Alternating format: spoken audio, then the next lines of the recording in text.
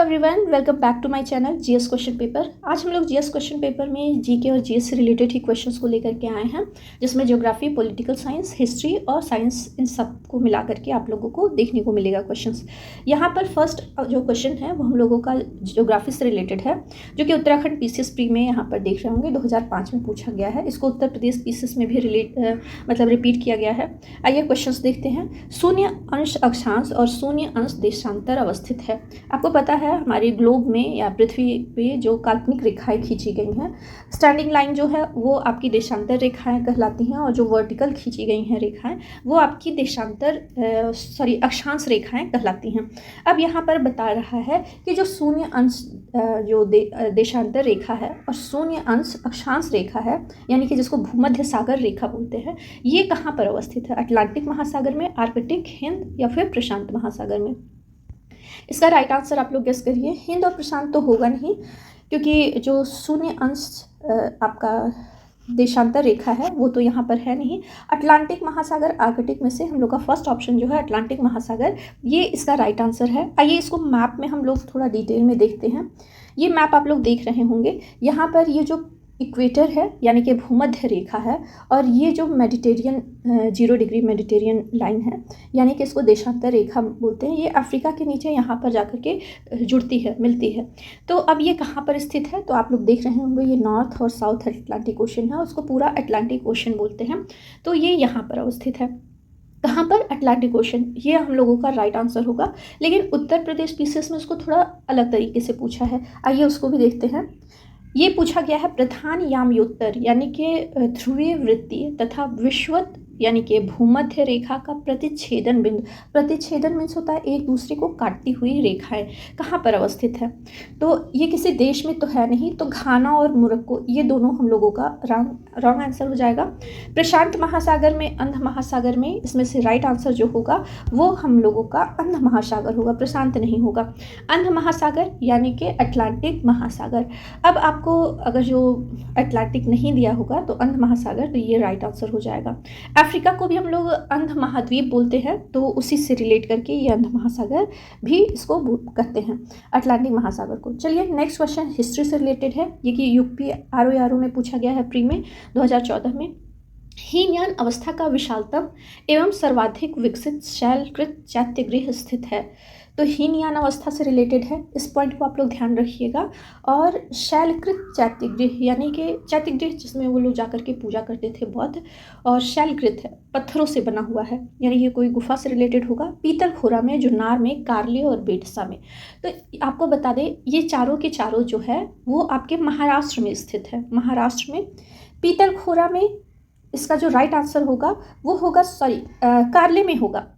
पीतलखोरा में अगर जो बात करें तो पीतलखोरा है कहाँ पे? तो ये महाराष्ट्र के औरंगाबाद में स्थित है, औरंगाबाद। और जुन्नार की बात करें तो जुन्नार ये पुणे में है, ये भी हीनयान संप्रदाय से रिलेटेड है।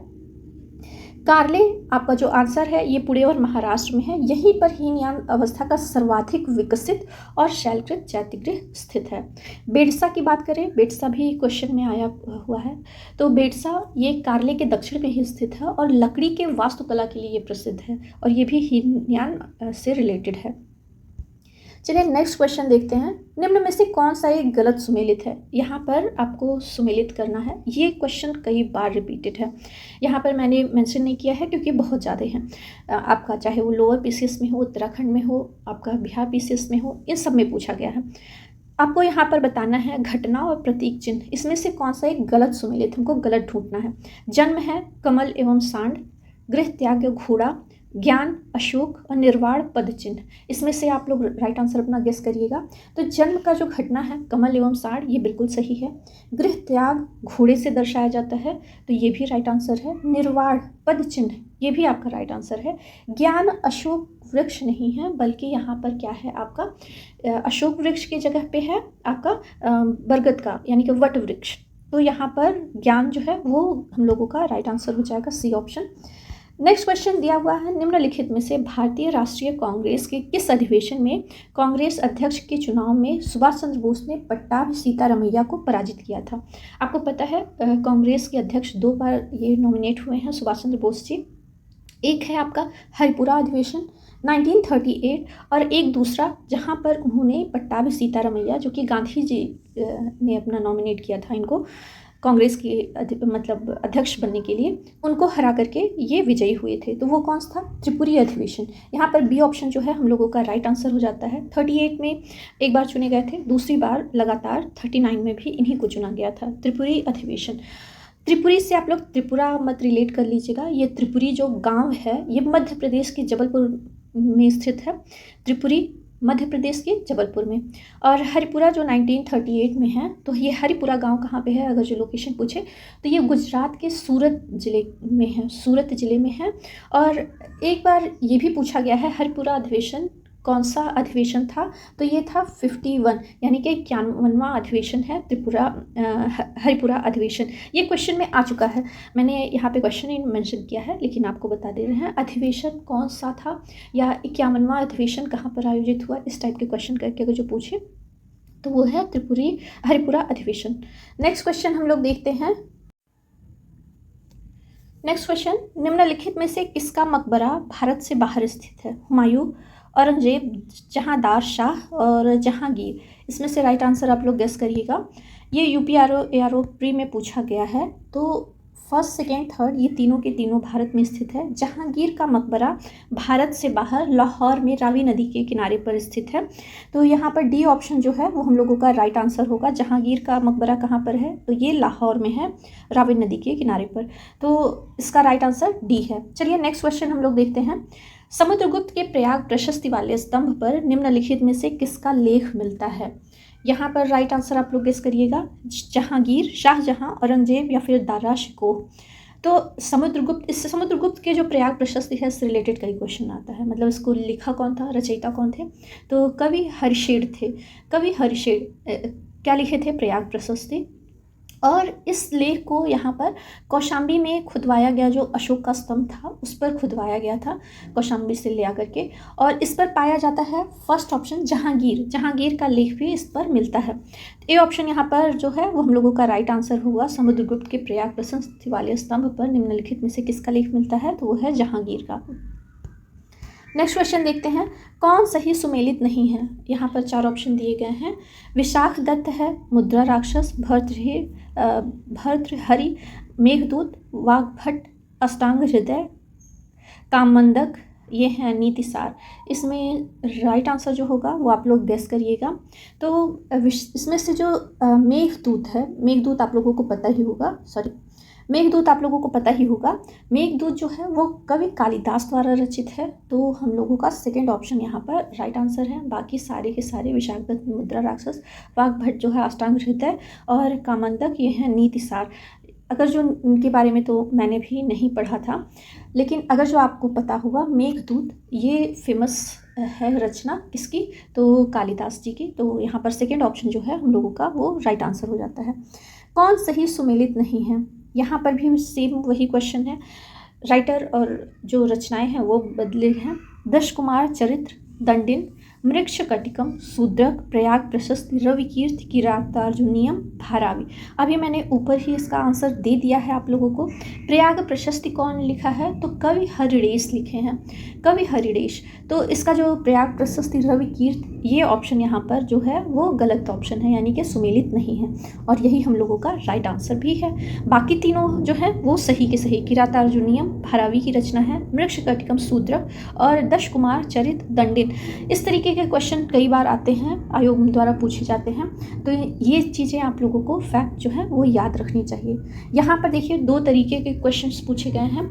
आंसर, निम्नलिखित में से किस अनुसूची में 4 उत्तर पूर्वी राज्यों असम, मेघालय, त्रिपुरा और मिजोरम में जनजातीय क्षेत्रों के प्रशासन के लिए विशेष प्रावधान है? या फिर 6वीं अनुसूची में कितने राज्य हैं? यहाँ पे इसका आंसर भी दिया हुआ है। मैंने इसे जानबूझ करके मेंशन किया है। 6ठी अनुसूची की बात हो रही है और इसमें असम, मेघालय, त्रिपुरा और मिजोरम इन जनजातीय क्षेत्रों के प्रशासन की व्यवस्था है। नेक्स्ट क्वेश्चन है, मानव विकास सूचकांक यानी कि ह्यूमन डेवलपमेंट इंडेक्स किसके द्वारा तैयार किया जाता है? यूएनडीपी यानी कि संयुक्त राष्ट्र विकास कार्यक्रम के द्वारा, डब्ल्यूटीओ यानी कि विश्व व्यापार संगठन के द्वारा, आईएमएफ यानी कि अंतर्राष्ट्रीय मुद्रा कोष के द्वारा, या फिर डब्ल्यूएचओ यानी कि विश्व स्वास्थ्य संगठन के द्वारा। इसमें से राइट आंसर जब होगा, मानव विकास सूचकांक तैयार किया जाता है संयुक्त राष्ट्र विकास कार्यक्रम के द्वारा। यहाँ पर ए ऑप्शन जो है वो राइट आंसर है। अभी एक करंट से रिलेटेड क्वेश्चन पूछ सकता है कि 2023 में भारत का कौन सा स्थान रहा है संयुक्त राष्ट्र विकास कार्यक्रम के द्वारा जो जारी किया जाता है मानव विकास सूचकांक। तो 191 देशों की लिस्ट में भारत का जो स्थान है वो 132वां स्थान रहा है। इस पॉइंट को आप लोग ध्यान रखिएगा, भारत का कौन सा स्थान है? तो 132वां स्थान है। नेक्स्ट क्वेश्चन देखते हैं, फसलों पर डीडीटी के छिड़काव से का प्रदूषण होता है। आपको फिल इन द ब्लैंक्स इसको फिल करना है। वायु और मृदा का प्रदूषण होता है, फसलें और हवा का, मिट्टी और पानी का, या वायु और जल का। यहाँ पर दिया हुआ है ऑप्शन। इसमें से आपको बता दें, ये जो डीडीटी का फुल फॉर्म होता है डाइक्लोरो डाइफेनिल ट्राइक्लोरोएथेन, ये एक कीटनाशक है और इससे मिट्टी, पानी और हवा तीनों ही जो होती हैं वो प्रदूषित होती हैं, मिट्टी, पानी और हवा। इसी कारण इस कई देशों में बैन है। और फसलों पर अगर जो इसका छिड़काव किया जाता है तो ये फसलों के द्वारा इंसान के या फिर जानवरों के शरीर में भी पहुंचती हैं और ये बहुत ज़्यादा हानिकारक होती हैं। चलिए नेक्स्ट क्वेश्चन देखते हैं, अत्यधिक पसीने को रोकने के लिए जो कांटेदार गर्मी पाउडर यानी कि प्रिकली हीट पाउडर यूज़ करते हैं घमौरी वगैरह रोकने के लिए, उसमें क्या यूज़ होता है? बोरिक अम्ल, फास्फोरिक अम्ल, कार्बोनिक एसिड या फिर सल्फोनिक एसिड। इसमें से आपको बताना कौन सा एसिड यूज़ होता है, फास्फोरिक, कार्बोनिक, सल्फोनिक या बोरिक। इन चारों से भी क्वेश्चन बनते हैं अलग अलग। आपको बता दें, इसका जो राइट आंसर होगा वो होगा बोरिक अम्ल। बोरिक अम्ल क्यों? क्योंकि ये एंटीसेप्टिक होता है, एंटी फंगल और एंटीवायरल गुण इसमें पाए जाते हैं, इसलिए यहाँ पर बोरिक अम्ल का यूज़ होता है, जो गर्मी में आपको घमौरी, पसीने से होने वाले जितने फंगल इन्फेक्शन है उन सबसे बचाने के लिए। फास्फोरिक एसिड की बात करें तो ये यूज़ होता है जंक साफ़ करने के लिए या फिर दंत चिकित्सा में। कार्बोनिक एसिड, इसको H2CO2 के नाम से भी जानते हैं, शीतल पेय में पड़ता है, जैसे कि सोडा वाटर हो गया या आप लोग कोका कोला वगैरह पीते हैं। सल्फोनिक एसिड, सल्फोनिक एसिड क्या है? तो ये सर्फ साबुन या जितने भी डिश वॉश बार होते हैं, बर्तन धुलने के साबुन होते हैं, उसमें ये पाया जाता है और ये शक्तिशाली क्लींजर का काम करता है सल्फोनिक एसिड। चलिए नेक्स्ट क्वेश्चन हम लोग देखते हैं, राष्ट्रपति के चुनाव के संबंध में सभी संदेह और विवाद द्वारा जांचे और तय किए गए हैं। किसके द्वारा जांचे जाते हैं? अगर जो राष्ट्रपति के चुनाव के संबंध में किसी भी तरीके का विवाद होता है तो वो चुनाव आयोग के द्वारा, सर्वोच्च न्यायालय के द्वारा, संसद के द्वारा या फिर प्रधानमंत्री के द्वारा उससे सुलझाया जाता है। इसका जो राइट आंसर होगा, ये भी रिपीटेड क्वेश्चन है, इसमें जो हस्तक्षेप करेगा वो है सर्वोच्च न्यायालय। जितने भी विवाद हैं उनकी सुनवाई सर्वोच्च न्यायालय के द्वारा किया जाएगा। और अगर जो पूछा जाता है कभी कभी कि राष्ट्रपति का चुनाव किस अनुच्छेद में वर्णित है, तो आपको बता दें राष्ट्रपति के चुनाव की बात आ रही है, तो वो है आपका आर्टिकल 55 में।